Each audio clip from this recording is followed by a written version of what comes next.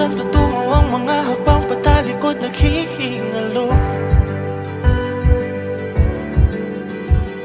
Ang lapis na ginamit sa kwento nating naudlot.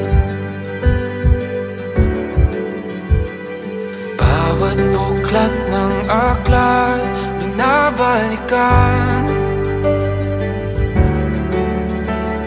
mga liham na ang laman, ligayang dala, ikaw lang ang may akda.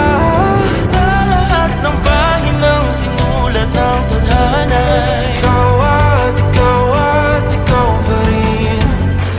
Ang yugtong paulit-ulit kong babalik-balikan. Sigaw ay ikaw pa rin.